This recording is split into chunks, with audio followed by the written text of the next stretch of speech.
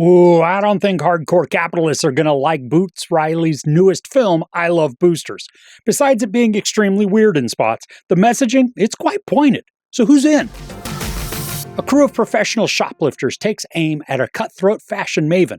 It's like community service. If you've seen Sorry to Bother You or I'm a Virgo, then you are somewhat familiar with the strangeness and critique that writer-director Boots Riley brings to his storytelling. And here, it's no different, melding comedy, satire, cultural analysis, and bat-crap crazy imagery to present a poignant message about an idea or situation that society's dealing with.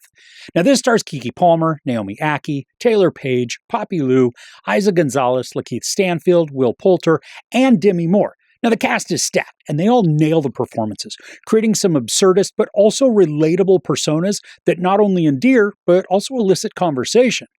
There's this tight-knit trio of shoplifters called boosters, who are somewhat like Robin Hood. They steal from the high-end fashion stores and then sell the clothes at pop-up shops around the city with massive discounts, allowing regular people who are struggling to make ends meet the opportunity to purchase some necessary clothing. Keke Palmer, Naomi Ackie, and Taylour Paige play these three friends, and their dynamic, it's not always fully supportive, but it's also not consistently antagonistic either. I love that there's growth demonstrated throughout the course of the film, so that while motives may have started out one way, after witnessing others' points of view, perspectives, and goals then adjust accordingly. Now, the banter, it's quick and hilarious. Sometimes it's just simply the writing and the delivery. Other times it's because of the addition of the facial expressions of the cast. Palmer and Ackie, they bicker a lot, but it's the way that they play off each other that makes them engaging to watch, especially when one or both utter asides that are just filled with derision. Now, Paige, she's more of the happy-go-lucky of the trio. She's bubbly, incredibly witty, but also helps to even out the other two as they get more intense in their passionate discussions. And then there's Eiza Gonzalez. She's basically this genius who looks like a stoned skater. There's a sequence where she explains something highly complex and convoluted, but manages to hold our interest because of her cadence and then subtle humor. And if you stick around to after the credits, you'll get an alternate version of her explaining this complicated idea. I mean, is it necessary? No, still though entertaining. Poppy Lou is a fun addition who comes into the story about halfway through. Now, her role adds a completely new dimension to the narrative, one that expands the story and the critique so that it showcases how large the issue at hand really is. Now, LaKeith Stanfield is strange in this. He's sometimes got a weird accent that comes and goes, but what is consistent is his sad but piercing eyes that complement his whispery delivery, making him somewhat sultry and mysterious. Now, he's not in this a ton, but his character does represent a part of the corporate nature and mindset that the film is addressing. And then speaking of that, Demi Moore and Will Poulter, they are fantastic as a fashion design mogul and then a store manager, respectively. Moore embodies the stereotypical rich white boss who works triple time to convince everybody else that what she does is a positive contribution to society, that she's enhancing the world, and thus the people, by providing this landscape and tools for them to become the beautiful representations of themselves. But all the while, she's just dictating what those standards are while also stealing ideas and then claiming them as her own. And Moore fully embraces the white savior role, all while appropriating phrasing and language that's not her own, and then spouting to the masses how much she's supporting the well-being of the world. And Poulter is simply a sycophant worker drone.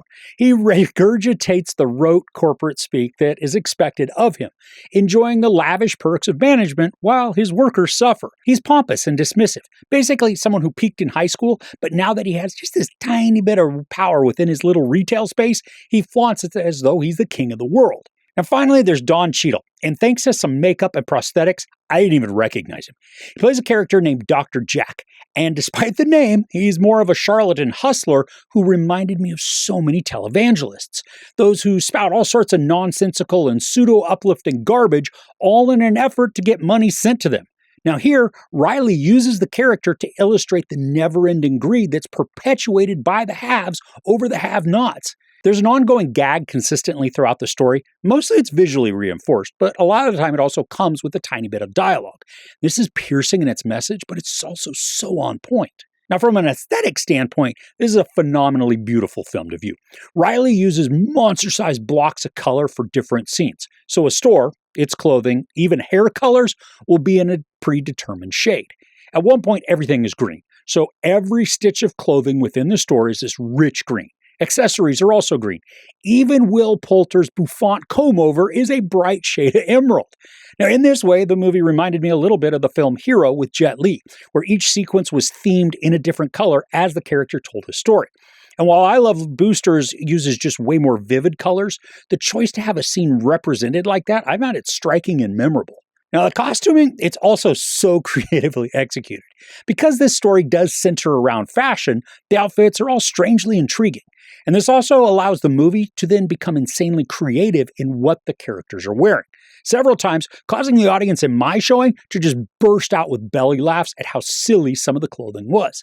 And I don't say that as a negative. I mean, it was clearly the goal of the visuals, and then the movie succeeded perfectly. Now, it wouldn't be a Boots Riley presentation if there weren't some scenes and visuals that went just completely off the rails. If you saw Sorry to Bother You, there is a sequence that's shocking and strange, just to say the least. Oof. But for this, there are extended sequences that could break some people out of the experience because the filming style becomes something that kind of resembles a Wes Anderson stop-motion piece, full of intricate but clearly fake miniatures. And some of the visuals, while still surreal, create excellent representation of mindsets that the characters are struggling with. There's this massive ball that appears to Palmer throughout the plot, and what it signifies is instantly relatable, making it a powerful element that continues to reinforce the messaging at the heart of the film. And there are so many other graphical representations within the arc, from tilted structures to curious creatures. Save time, though, just a lot of these come across more like something that you'd see if Ray Harryhausen was still around and was contributing to the imagery, which means while they are a bit rough compared to today's ability to craft flawless CGI, what's used here is more rudimentary, but nonetheless effective. Now, I opened with a statement about hardcore capitalists not liking this film, and that goes to the message at the film's core. This is an anti-capitalist story. And while it doesn't say that money is evil or that it argues for a completely flat and level pay structure across the board, the story does address how capitalism has such a chokehold on people that they can't even afford to stand up for their working rights for fear of losing their jobs and having zero income. So that people then have to accept a tiny income with massive drawbacks becomes more important than no income with freedom. There's even a portion of the story that is sadly hilarious. It showcases an upstanding community member advocating that lower worker wages are actually more beneficial for the workers. And he says it with his full chest. So biting and relevant, and then equally discouraging just thanks to the truthfulness.